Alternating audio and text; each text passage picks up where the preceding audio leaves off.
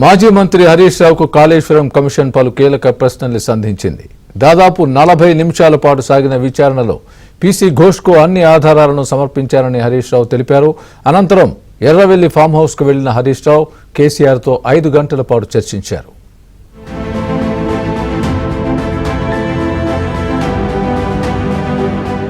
Kaleshwaram commission ముందు BRS MLA మాజీ మంత్రి హరీష్ రావు విచారణకు హాజరయ్యారు.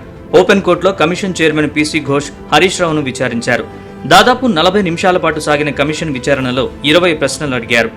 విచారణ ప్రారంభించే ముందు హరీష్ రావుతో అన్ని నిజాలే చెప్తానని ప్రతిజ్ఞ చేయించారు. ఇరిగేషన్ మంత్రిగా ఎన్ని రోజులు పనిచేశాననే ప్రశ్నతో మొదలుపెట్టిన కమిషన్ కాళేశ్వరం నిర్మాణం, డిజైన్ల రూపకల్పన, జీవో 115, మంత్రుల సబ్ కమిటీ ఏర్పాటు, ఎలాంటి స్టడీ నిర్ణయాలు తీసుకుందనే విషయాలపై హరీష్ రావును ప్రశ్నించింది. Kaleshwaram project design sub committee ఏర్పాటు, నిర్మాణం తదితర అంశాలపై హరీష్ రావును కమిషన్ ప్రశ్నించింది. 2014 ముందు ఏపీ, మహారాష్ట్రతో పాటు కేంద్రంలో సైతం కాంగ్రెస్ అధికారంలో ఉన్నప్పటికీ తుమ్మిడిహెట్టి వద్ద ప్రాజెక్టు పనులు ముందుకు సాగలేదని చెప్పారు. కనీసం అంతర్రాష్ట్ర ఒప్పందం కూడా చేయలేకపోయారని కమిషన్కు వివరించారు.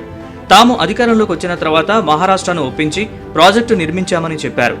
కేంద్ర సంస్థ వ్యాప్కో సర్వే నివేదిక ఆధారంగా మేడిగడ్డ నిర్మించామన్నారు. మేడిగడ్డ నిర్మాణం ఏ ఒక్కరి నిర్ణయం కాదని కేబినెట్ సమిష్టి నిర్ణయమని అన్నారు.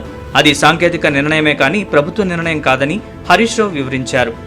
మేడిగడ్డ నిర్మించాలని రిటైర్డ్ ఇంజనీర్లు సైతం రిపోర్టులు ఇచ్చినట్లు కమిషన్కు రిటైర్డ్ ఇంజనీర్లు ఇచ్చిన రిపోర్టును కమిషన్ వద్దే తీసుకుని తిరిగి అదే కమిషన్కు హరీష్ రావు సమర్పించారు.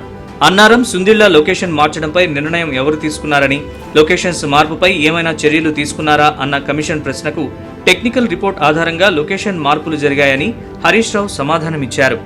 లొకేషన్ మార్పు పూర్తిగా టెక్నికల్ అంశంగా మాత్రమే పరిగణలోకి తీసుకోవాలన్నారు. తమ్మిడిహట్టి నుంచి మేడిగడ్డకు ఎందుకు మార్చారు అనే దాని మీద చాలాసేపు డిస్కషన్ జరిగింది. మమ్మల్ని ఇక్కడ కట్టుకోవడానికి అనుమతి ఇవ్వండి అని అప్పటి మహారాష్ట్ర కాంగ్రెస్ మంత్రి, నీటిపారుదల శాఖ మంత్రి హసన్ మిష్రిఫ్ గారిని కోరాం. ఆ మినిట్స్ ఆఫ్ ద మీటింగ్ కూడా కమిషన్ కి అందించాను. ఇంకొక వైపు కాళేశ్వరం కూలింది, కుప్పగూలింది, కాళేశ్వరం లేదు అంటారు. అంటే ఇలా ప్రభుత్వం డొల్లతనం పూర్తిగా బయటపడ్డది. ఎప్పటికైనా కాళేశ్వరమే తెలంగాణకు లైఫ్ లైన్. మార్చామనేది documents, evidences, meeting minutes, central water commission లెటర్లు, మహారాష్ట్ర ముఖ్యమంత్రి రాసిన లెటరు అన్నింటినీ కూడా కమిషన్ కు పూర్తి ఆధారాలతో సహా సమర్పించడం జరిగింది. వ్యాప్కోస్ లైడార్ సర్వే చేసి డీటెయిల్డ్గా ఎగ్జామిన్ చేసి మాకు మేడిగడ్డ దగ్గర నీటి లభ్యత ఉంటుంది, అక్కడ ప్రాజెక్టు కట్టుకోండి అని వ్యాప్కోస్ అనే సంస్థ చెప్పింది. కాళేశ్వరం కార్పొరేషన్ ఏర్పాటుకు కారణమేంటి? కార్పొరేషన్ తీసుకున్న లోన్స్ ఎలా తిరిగి చెల్లించాలి అనుకున్నారు? ఏమైనా చెల్లించారా అని హరీష్ రావును కమిషన్ ప్రశ్నించింది. ఆదాయం జనరేట్ చేసేందుకు ఎలాంటి చర్యలు తీసుకున్నారని అడిగారు. ప్రాజెక్టు నిర్మాణం కోసం లోన్స్ తీసుకోవడానికి కార్పొరేషన్ ఏర్పాటు జరిగిందని, తీసుకున్న లోన్స్ అన్ని కేంద్ర సంస్థల నుంచే తీసుకున్నామని చెప్పారు.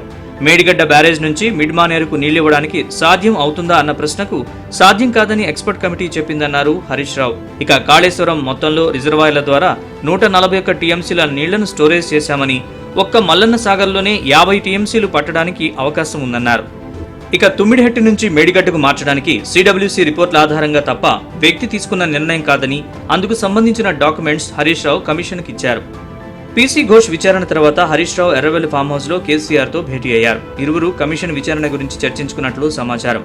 మరోవైపు ఈ నెల 11న కేసీఆర్ కమిషన్ ముందు విచారణకు హాజరు కానున్నారు.